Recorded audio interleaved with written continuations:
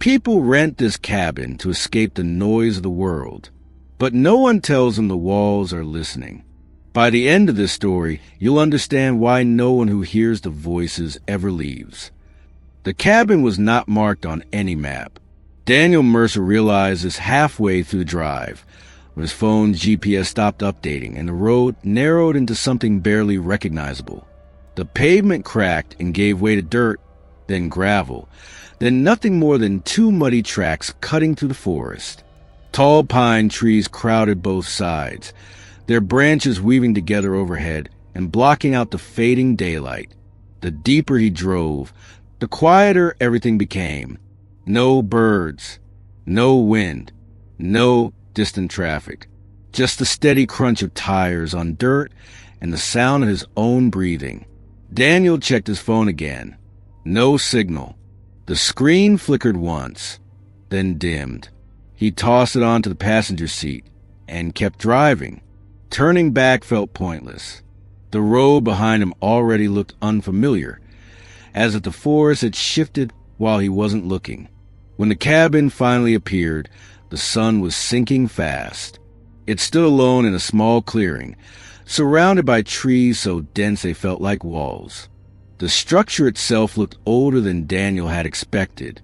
The wooden boards were dark, swollen from years of moisture. Moss climbed the sides in thick green streaks. The roof sagged slightly in the middle, like a spine bent from carrying too much weight.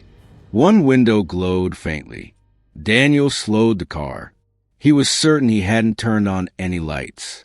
He cut the engine and sat there for a moment, staring at the cabin, the forest pressing around him, silent and unmoving. Even the air felt thick, heavy in his lungs. "This is stupid," he muttered. He stepped out of the car. The cold hit him immediately, not the sharp kind, but a damp chill that clung to his clothes and skin. It smelled like wet earth and pine sap. Somewhere deep in the woods, something snapped. A branch, maybe. Daniel turned toward the sound, but saw nothing. The silence returned instantly. He grabbed his bag and walked toward the cabin. With each step, the glow in the window seemed to pulse, growing brighter, then dimmer again. When he reached the porch, the light steadied. The front door was unlocked. Daniel hesitated, then pushed it open. The hinges didn't creak. That alone felt wrong. Inside, air was stale but not dusty. The cabin smelled lived in. Old smoke lingered faintly, mixed with something sharper, metal, maybe, or cold stone. A lantern sat on a wooden table in the center of the room, its flame steady and bright. Someone had lit it recently. "Hello," Daniel called out. His voice sounded louder than it should have. The sound didn't fade naturally. It stretched, bounced off the walls, and came back to him thin and distant, like an echo trapped in a long tunnel. No one answered. The cabin was small but tidy. A couch against one wall. A fireplace opposite it, clean and empty. No dust on the surfaces. No cobwebs. No signs of abandonment. This place wasn't forgotten. Daniel set his bag down slowly. He told himself the caretaker must have been here earlier. Maybe they'd left the lantern on by mistake. Still, unease crept into his chest, spreading slowly, like cold water seeping through cracks. He walked to the window. The forest outside had already grown dark. The trees pressed close, their trunks forming jagged black shapes against the fading sky. Daniel strained to hear something, wind, insects, anything, but the woods remained completely still. Too still. He turned back toward the room. That was when he noticed the marks on the floor. At first, he thought they were scratches in the wood, but as he knelt closer, he saw they were deliberate. Thin lines carved into floorboards near the fireplace. They formed a rough circle, scuffed and worn, as if something heavy had been dragged around that spot many times. Daniel straightened up quickly. A sudden noise made him flinch. Footsteps. Outside. Slow and careful, crunching lightly against leaves and dirt. Daniel's heart jumped into his throat. He moved toward the door, his hand hovering near the handle. The footsteps circled the cabin. Once, then again. They never came close to the porch. They never moved away.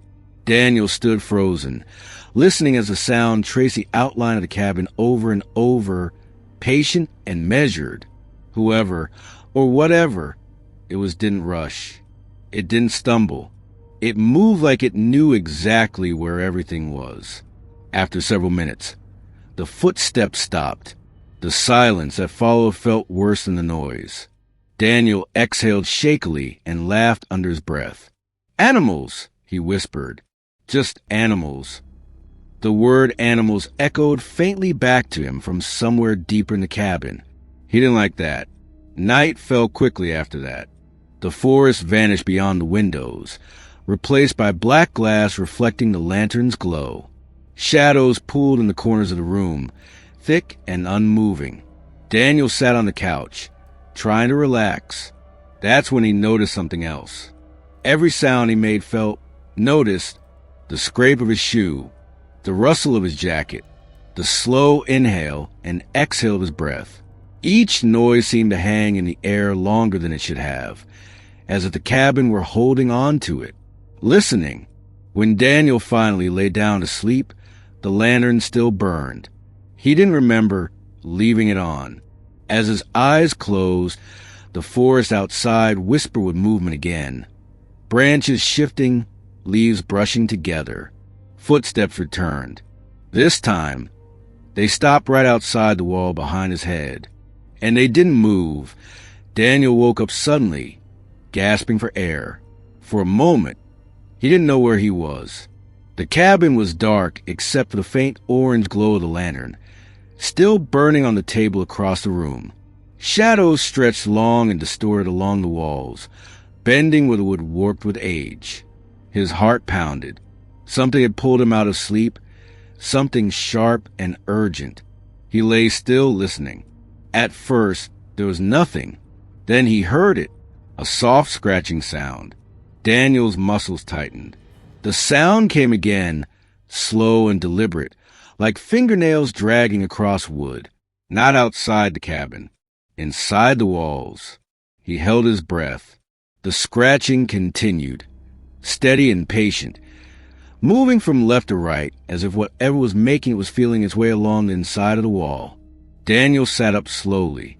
The bed creaked beneath him. The scratching stopped instantly. The silence pressed in, thick and heavy. Daniel waited, afraid to move, afraid to breathe too loudly. Seconds passed. Then a minute. Just where he began to convince himself it had been a dream, the sound returned. Closer, right behind the headboard. Scratch. Pause. Scratch. Daniel slid out of bed, his feet touching the icy floor. His pulse thundered in his ears. He leaned forward, pressing his ear lightly against the wall. The scratching stopped again. Then came a knock. 3 slow taps. From inside the wall, Daniel stumbled back, nearly tripping over the bed. His mouth felt dry, his throat tight. "No," he whispered. "No, no, no." The word barely left his lips before the cabin answered him, not with an echo, but with silence so deep it felt deliberate. Then the scratching resumed, faster now, more desperate. Daniel backed away until his shoulders hit the opposite wall. He scanned the room for something, anything that could explain the sound. Pipes, rodents, old wiring. But this wasn't random. This was purposeful. The scratching shifted downward, dragging along the wall until it reached the floor. Then it moved again, circling the room slowly, always staying just out of sight. Daniel clamped his hands over his ears. The sound didn't stop.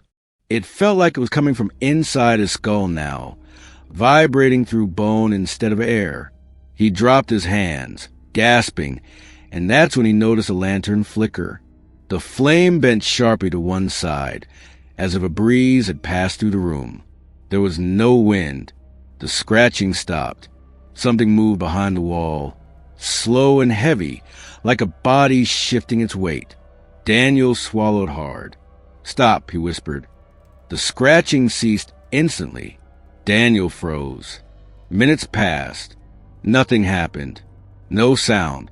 No movement. The lantern steadied again, its flame burning straight.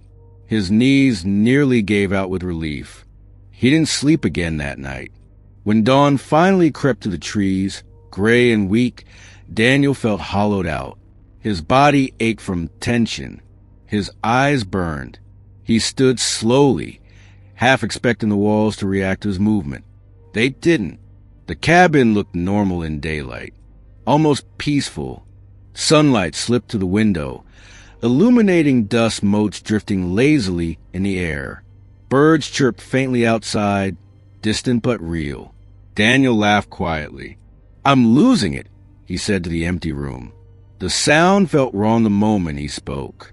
He searched the cabin from top to bottom. He ran his hands along the walls, checking for loose boards, gaps, or holes. Nothing. The wood was solid, thick, old. In the bedroom, he moved the bed away from the wall. That's when he saw the carving. It was small at first glance, half hidden by shadows. But when Daniel knelt closer, his stomach turned. A name had been carved into the wall. Eli. The letters were uneven, scratched deep into the wood, as if whoever made them hadn't cared about pain. Beneath the name was a single word, etched lighter but repeated several times. Listening, listening, listening. Daniel stepped back, his pulse roaring in his ears. "Who's Eli?" he whispered. The cabin didn't answer. He packed his bags immediately. Staying was no longer an option. Daniel grabbed his coat and rushed to the front door. He wrapped his hand around the knob and pulled. It didn't move. He tried again, harder this time. The door rattled slightly but remained shut. Panic flared in his chest. "No!" he muttered. "That's not funny." He threw his shoulder against it. The door didn't budge. Daniel backed away, breathing fast. He tried the window next. It wouldn't open either. The frame felt sealed, as if the wood had swollen overnight. "Okay," he said loudly. "Okay, I get it." The moment his voice rose, the walls responded, not with scratching, with breathing. Slow, shallow, uneven. It came from everywhere at once. Daniel pressed his palms against the walls. They felt warmer than before, almost alive. The breathing stopped. In the sudden quiet, Daniel realized something far worse. The cabin wasn't reacting randomly. It was responding to him, listening, learning, and now that it knew his voice, it wasn't going to let him leave. Daniel didn't scream. He wanted to. Every instinct told him to shout, to break the silence pressing in from every side. But something inside him knew better. The cabin had reacted to his voice before. It had listened, and now it was waiting. He stood in the center of the room, barely breathing. The walls felt closer than they had yesterday, as if the cabin had tightened around him during the night. The faint smell of damp wood and something older, metallic, like dry blood, hung in the air. Then the voice came. "Daniel." It was soft, careful, almost kind. Daniel's knees buckled. He grabbed the edge of the table to steady himself. The voice had come from the wall behind him. It wasn't loud. It didn't echo. It sounded like it was speaking directly into his head, slipping between thoughts instead of through the air. "Daniel," it repeated. He shook his head slowly. "No," he whispered. The lantern flickered again. Shadows twisted across the walls, stretching and collapsing like something breathing beneath the wood. "You didn't answer last night," the voice said. Daniel turned slowly, his back brushing the wall. The wood felt warm, too warm. "Who are you?" he asked before he could stop himself. There was a pause, a long one, the kind that made his skin crawl. "I was you," the voice replied. Daniel's stomach dropped. What does that mean? His voice trembled now, despite his effort to stay calm. The wall creaked softly, as if settling its weight. I came here alone, the voice continued. Just like you. I stayed because I thought the silence meant safety. Daniel's eyes darted to the carved name he'd seen earlier. Eli! You're Eli, Daniel said. The cabin sighed. Yes. The sound rolled through the walls, low and satisfied. Daniel backed away until he hit the kitchen counter. His mind raced, trying to make sense of it. A man trapped here before him. Someone who never left. What happened to you? Daniel asked. The lantern dimmed. I listened, Eli said. At first, only scratched. Then it breathed. Then it learned my voice. Daniel's heart hammered. Learn to do what? The cabin answered for him. To become me. The walls shifted subtly, the grain of the wood twisting into shapes that looked disturbingly like faces, half-formed and wrong. Mouths stretched where not should be. Eyes opened and closed along the planks. Daniel gagged and turned away. You see now, Eli said, it doesn't want bodies. It wants voices, memories, fear. Daniel covered his ears, but the voice slipped through anyway. It keeps what it hears. The cabin creaked again, louder this time. A rhythmic tapping began beneath the floorboards, like fingers drumming in anticipation. Daniel felt tears burn his eyes. Let me go, he said. Please. The voice softened. I said that too. Suddenly, the scratching returned, but this time it wasn't random. It traced words along the wall, carving slowly, painfully. Listen. The word appeared letter by letter, with splintering as invisible force dug into it. Daniel screamed. The moment the sound left his mouth, the cabin reacted. The walls pulsed. The floor vibrated. The lantern shattered, plunging the room into darkness. Then the voices came. Not just Eli's. Dozens of them. Men, women, children. Whispers layered over each other, repeating fragments of fear, pain, and confusion. Help me. I can't sleep. It knows my name. Don't answer it. Daniel dropped to his knees, hands pressed his ears, rocking back and forth. Stop, he shouted. The voices fell silent at once. A new sound replaced them. Applause. Slow. Deliberate. Well done, Eli said. It likes you. Daniel's breath hitched. Likes me for what? To stay? The floor beneath him creaked loudly. A section of which shifted and opened just enough to reveal darkness below. A narrow staircase descended into blackness, each step worn smooth, as if countless feet had walked them. The hidden room beneath the stairs. You don't have to go down there, Eli said gently. Not yet. Yet. Daniel whispered. The cabin exhaled. It wants you to understand first. The walls around the opening pulsed, their surface rippling like skin. Daniel stared into the darkness below, every instinct screaming at him to run, to fight, to do something. But there was nowhere to go. The door wouldn't open. The windows were sealed. The cabin had him exactly where it wanted him. Why are you telling me this? Daniel asked. Another pause. So you'll listen longer, Eli replied. The staircase creaked. Something moved in the dark below. Slow, heavy, curious. Daniel realized then that the cabin wasn't just haunted. It was hungry. And now that it had learned his voice, it was only a matter of time before it learned how to use it. The staircase waited. Daniel stood at the edge of the opening beneath the stairs, staring into the blackness below. The darkness felt thick, heavy, like it had weight. The air rising from it was cold and damp, carrying the smell of earth and something rotten. He didn't want to go down. Every part of him knew that once he did, something would change, not just around him, but inside him. Behind him, the cabin creaked softly, a patient sound. The walls didn't rush him. They didn't need to. They knew he had no other choice. Daniel placed one foot onto the first step. It groaned loudly, the sound echoing down into the dark. He waited, heart racing, expecting something to grab him, to pull him down. Nothing happened. Slowly, he descended. Each step felt colder than the last. The walls of the staircase were narrow, close enough that his shoulders brushed them. The wood felt damp to the touch, almost spongy, as if it had absorbed decades of breath and fear. As Daniel reached the bottom, the darkness shifted.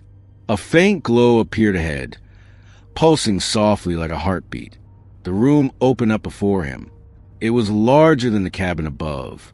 The walls were lined with shelves carved directly into the wood, stretching from floor to ceiling. On them sat dozens of objects, old cassette tapes, broken radios, warped vinyl records, microphones with frayed cords. Every device meant to capture sound. Daniel's chest tightened. In the center of the room stood a single chair, facing a wall covered in names. Hundreds of them. Some were neatly carved. Others were scratched so deeply the wood had split. Eli. Daniel. His name was already there. Fresh. Bleeding sap. No, Daniel whispered. The wall rippled at the sound, the name shifting slightly, as if reacting. The glow brightened, and Daniel realized it was coming from behind a wall of names. Shadows moved beneath the surface, stretching and pressing outward. Faces. Daniel staggered back, nearly tripping over something on the floor. He looked down. A pair of headphones lay at his feet, the ear cups cracked and stained dark. "You're here," Eli's voice said, no longer distant. It came from everywhere at once. "This is where it keeps us." Daniel turned slowly, panic rising. "Keeps you how?" There was a soft click. One of the old cassette players turned on by itself. Then another, and another. The room filled with sound. Whispers overlapped, voices crying, laughing, begging. Each sound was distinct, trapped in its own loop, repeating endlessly. Daniel recognized some of them. They were voices he'd heard earlier, fragmented, broken. "They're not recordings," Eli said. "Not exactly." Daniel pressed his hands over his ears, but the sounds vibrated through his bones. "What are they, then?" he asked. "They're what we became." The wall of names pulsed. The faces beneath it pressed closer, features more defined now, eyes wide, mouths open in silent screams. "The cabin doesn't kill you," Eli continued. "It breaks you down, piece by piece. Every word you speak, every sound you make, it takes them." Daniel shook his head. "That's not possible." The chair in the center of the room scraped loudly across the floor. It turned to face him. "Yes, it is," Eli said, "because it happened to me." Daniel's throat tightened. "Why show me this?"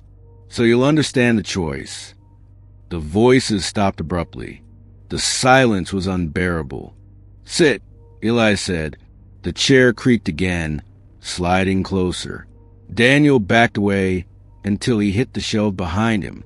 His hand brushed against one of the tapes. It felt warm, alive. "If I sit," he said slowly, "what happens?" Another pause. "It listens," Eli replied. "And when it's finished, you won't be alone anymore." Daniel looked at the wall, at his name carved among the others. He felt something tug inside his chest, a strange pull, like nostalgia for a place he'd never been. The cabin wanted him to stay, wanted his voice, his fear, his memory. The room began to breathe. The walls expanded and contracted gently, the sound deep and rhythmic. The faces beneath the wood whispered his name over and over, softer each time. Daniel stepped forward despite himself. The chair was warm when he touched it. He sat. The moment he did, the room responded. The headphones lifted from the floor and settled over his ears. The pressure was firm, inescapable. "No," Daniel started to say. The word cut off as sound flooded his mind. His own voice, laughing, whispering, screaming. Moments from his life replayed out of order. Childhood arguments, quiet confessions, thoughts he'd never spoken aloud. The cabin wasn't just listening. It was remembering. Daniel cried out, but the sound never reached his mouth. It vanished the moment it formed, pulled away and stored somewhere deep within the walls. The last thing he heard clearly was Eli's voice, close and gentle. "It's easier once you stop fighting." The glow dimmed. The room fell silent. Above, the cabin settled, satisfied. For now, morning came softly to forest. Sunlight filtered through tall pine trees, turning mist into pale gold. Birds sang. Wind moved gently through the branches. From the outside, the cabin looked peaceful, aged, quiet, forgotten. It had been days since anyone had heard Daniel Holloway's voice. Inside the cabin, the air was still. The door stood closed, the windows sealed tight. Dust rested undisturbed on the table. The lantern sat unlit, exactly where it had fallen. Beneath the stairs, the room waited. The chair was empty now. The headphones rested neatly on the seat, their cords carefully coiled. The wall of names had changed. Daniel's name was no longer fresh. It had darkened, settled into the wood like all the others. The room breathed slowly, satisfied. Above, the cabin creaked gently as footsteps approached. A car door slammed somewhere beyond the trees. Gravel crunched beneath boots. A woman's voice hummed faintly as she walked toward the porch. Her name was Claire Whitman. She had driven for hours to reach the cabin, following the instructions from an old listing she barely trusted. Remote, quiet, perfect for getting away from everything. She stepped onto the porch and frowned. The door was unlocked. "That's strange," she muttered. She pushed it open. The cabin greeted her with silence. Claire stepped inside, glancing around. "Hello."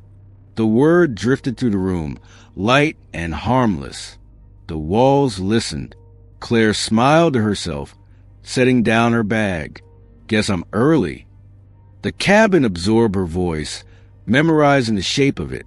She moved slowly through the space, running her fingers along the walls. "This place has character," she said. The floor creaked beneath her feet. The cabin adjusted. That night, Claire lay in bed staring at the ceiling, unable to sleep. The forest outside was too quiet. The silence felt heavy, unnatural. Then she heard it. A voice. Soft, careful. Claire. Her breath caught in her throat. She sat up slowly. "Hello," she whispered. The voice came again, gentle and familiar. "I'm sorry," it said. "I didn't mean to scare you." Claire frowned. "Who's there?"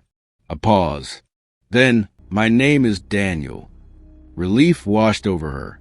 "Oh, there's someone else here?" "Yes," the voice replied. "I got stuck." Her heart tightened. "Stuck how?" "The door," Daniel said softly. "It does that sometimes." Claire slid out of bed. "Why didn't you say anything earlier?" "I was listening," he answered. She laughed nervously. "That's not funny." The walls creaked, almost amused. Claire followed the sound of his voice to the living area. It came from everywhere and nowhere at once. "Where are you?" she asked. "I'm part of the cabin now," Daniel said. She froze. "What?" "I didn't mean for it to happen," he continued. "But it's okay. It doesn't hurt anymore." The temperature dropped. Claire backed toward the door. "This isn't funny. Stop." "I said that too," Daniel replied. The scratching began. Slow. Familiar. Claire's breathing quickened. "Daniel, please." The cabin breathed with her. "You don't have to be afraid," the voice said kindly. It just wants to hear you. The walls shifted just slightly. Listen, Daniel said. It learns from us. Claire screamed. The sound vanished before it reached the air. The cabin absorbed it. Below the stairs, the room stirred. A new name began to form. And somewhere deep within the walls, Daniel listened. No longer alone, no longer afraid, waiting patiently for the next voice to arrive. Because the cabin never sleeps. And it never forgets.